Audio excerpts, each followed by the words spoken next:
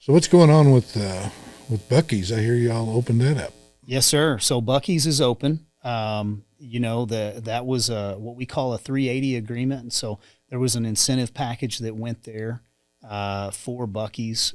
And I think a lot of the time we take the criticism of, well, you're giving away, kind of what Amarillo has, and Bucky's is truly a standalone.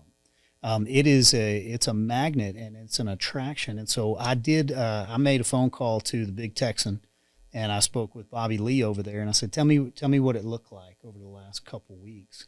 He said sales are up 10 or 12%. Visitors are up 12%.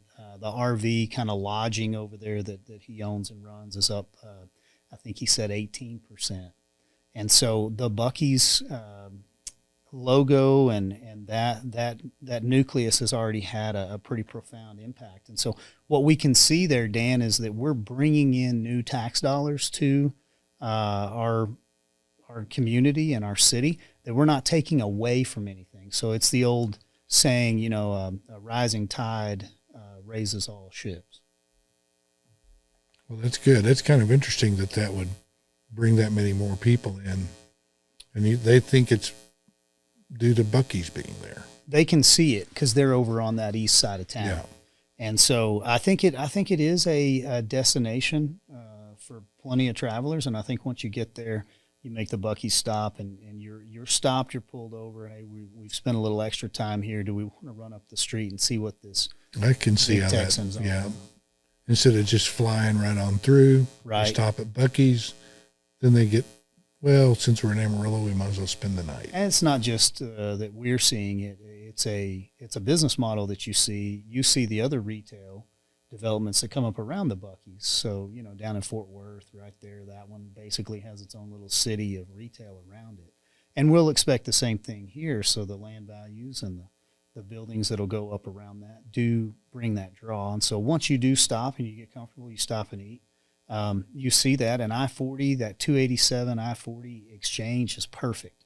And I-27 coming north or even going south, you're right there as well. So capitalizing on one of Amarillo's resources, didn't have to give away any of our resources. We're letting them pay themselves with some of their money. And so these are new tax dollars that are coming into our community. That's great. I guess they're talking about making 287 an interstate. Is that right? I've been more active on the Ports to Plains side, which is our I-27 corridor. Right. And then that interchange where you're bringing everything together does have an aspect of 287 to it. So that part, I can tell you, we are trying to streamline so that you can get through Amarillo on what we would say would be the east and the west loop, so you're not driving downtown. That'll be helpful. As far as 287 becoming an interstate, and you not going through these small towns with those traffic lights anymore, I don't know where that sits in the plan. If it's on a plan, it's got to be on the 10-year plan. It's not on the 5-year that I've seen. I know I've heard a lot of talk about it, but I think they want to go around Amarillo, right? So basically hit the loop and go up to Dumas. So I think a lot of people are trying to get them to say, no, we want you to go through Amarillo. But they don't like that. Right. Yeah, that 287 would catch that east side loop around, which really, if we can get it around, there's 14 traffic lights downtown. So that's the part that's hard, is if you're hitting that and then you're going through downtown. And really, those aren't traffic counts that you want. Those aren't anybody that on Buchanan Street you would stop and get something. And so I think that part could be good, but you're still coming through Amarillo. It's not going to take you around Amarillo like we would see maybe in a smaller community. Yeah.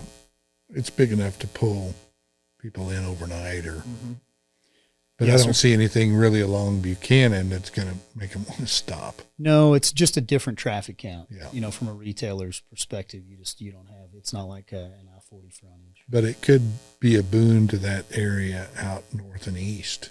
Well, it would, and honestly, anytime you can get those, because now everything's on your phone, and so if you're an 18-wheeler and you're hauling, you're seeing those maps that are telling you which way to go. And so if you can get that truck traffic on that East Loop one day, that would help. Yeah. But it would keep everything still flowing right through I-40. Yeah.